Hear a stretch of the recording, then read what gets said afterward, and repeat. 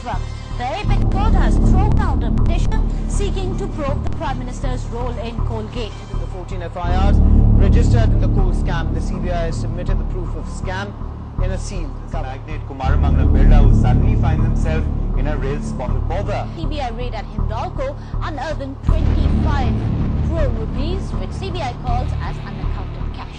A petition was filed with the Apex Court saying the Prime Minister must come clean, the Prime Minister must come and explain as to what really, why he was mum when the coal allocation scam had broken out. And this, remember, happened right under his nose when the Prime Minister was holding the additional charge of the coal ministry as to why the Prime Minister did not answer. However, now the Apex Court has rejected this PIL to probe the Prime Minister.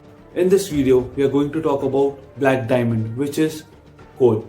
What is this coal allocation scam, or popularly known as Coalgate scam? Who did it? What was the magnitude of the scam? Let's find out. To understand the magnitude of the scam, let's take a reference point. Vijay Mallya did a scam of 9,000 crores. The coal allocation scam is of 1.86 lakh crores. So you can understand the magnitude and the level of the scam.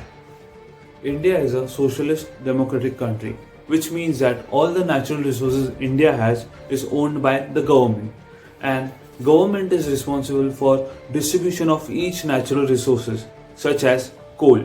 The coal allocation scam or the Coalgate scam came in front in 2012 when the Controller and Auditor General of India accused the UPA government of allocating 194 blocks of coal to various public and private companies for captive motive.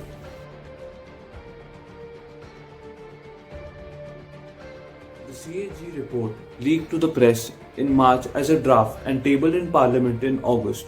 It is a performance audit focusing on the allocation of coal blocks and the performance of Coal India in 2005 to 2009 period. The draft report, stretching over 100 pages, far more detailed and containing more explosive allocations than the toned down final report of 50 pages, was the document that sparked the Coalgate scam. The draft report covers the following topics. To review the allocation of coal blocks in the period of 2005 to 2009 as the effect of complaint filed by BJP against CVC, that is Central Vigilance Commission, to work upon the coal block scam case and review its reports. As we all know, CVV works and acts under any kind of allegations regarding corruption.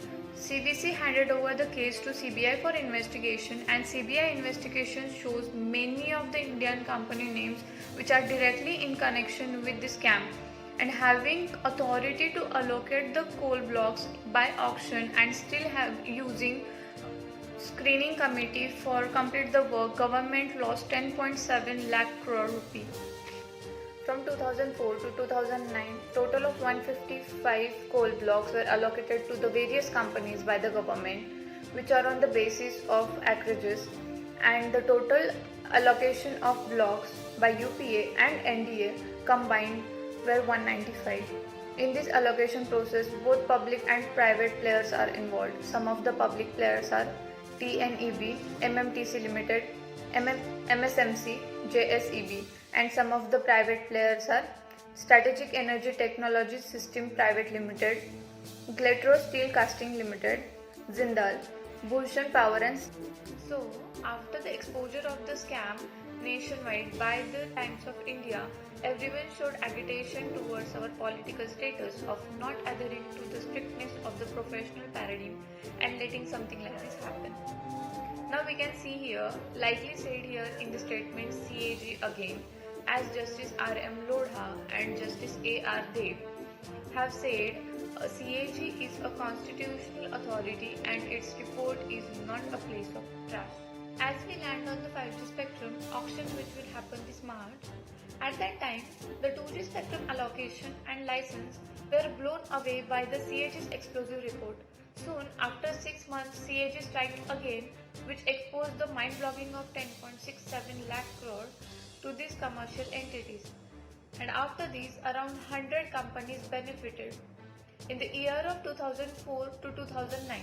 31st May 2012, Central Vigilance Commission based on a complaint of two BJP members of parliament directed a CBI inquiry.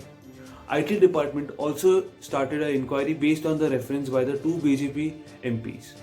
There were leaks of report in media in 2012 which claimed the figure to be around 10.6 lakh crores. It was also called by the media as the mother of all scams.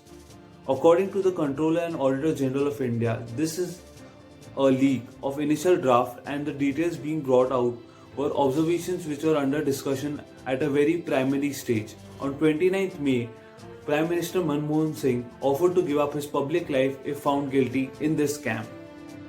These interministerial group led the CBI inquiry team and also helped in the deallocation of the bank guarantee of company who did not develop the block but just showed their network by hefty measures to just show off their incomplete work where the network wasn't that big, because instead of development of coal blocks, the theft was growing, the progressing, and where these big players tried to have it all by themselves. Chatterjee, leading the interministerial group, looked and assessed through the condition. Also around September 2012, as coal allocation scam reached Supreme Court by filing of PIL, that is Public Interest Litigation, by Advocate M.L. Sharma. The demand of cancellation of allotted coal blocks sanctioned by the UPA government was placed. The Controller and Auditor General continued with the statement that the Government of India had the legal authority under the existing status to auction coal by making an administrative decision rather than needing to amend the status itself. In the period between 2006 to the end of 2009, 38 coal blocks were allocated under the existing process of allocation, which lacked transparency, objectivity, and competition. In CAG report, it mentioned in situ, that is INSITU coal, which is underground coal, present and is available at the total reserve at that acreage of coal mine. And then there is a coal which can be removed and can be developed for purpose of daily life use and also industrial use, which is also called as extractable. In conclusion, I would like to say that in 2004, Coal Secretary P.C. Parakh warned about the scam and still faced ignorance by PM at that time. And when BJP government came to power in July 2014, Supreme Court set up a special CBI board with declaring result on 24 September 2014. It cancelled 218 coal blocks which were in developing state since 1993 and charged penalty of 290 per ton to coal that had been extracted during the scam period. On 17th August 2012, the SAC submitted its final report to the Parliament. The government had the authority to auction the coal blocks but chose not to. As a result, the public and private enterprises had received a windfall gain from the program. As many as 157 files, crucial evidence for the CBI probing the scam, have gone missing, including those containing minutes of screening committee meetings, allocation records, etc. While the Coal Ministry says it has deposited a bulk of the files with the CBI, reports suggest 18 to 20 crucial files still remain untraceable. The coal allocation scam, or the Coalgate scam, has been a negative mark on the UPA tenure in India. From 2004 to 2014, as it is laid out, all the wrongdoings by the ruling government. The scam is all about a scandal in the allocation of coal blocks to the competing companies that lacked the proper procedure of auctions through which the highest bidder could get the block, which actually didn't happen. It had and will continue to have a major impact on the government action framework in regards to the fair treatment of all the people. After everything has been said and done, can we really blame one person for the scam? Do we blame the government, the framework, the politicians, or the corporates involved in the scam? That is left to a better judgment.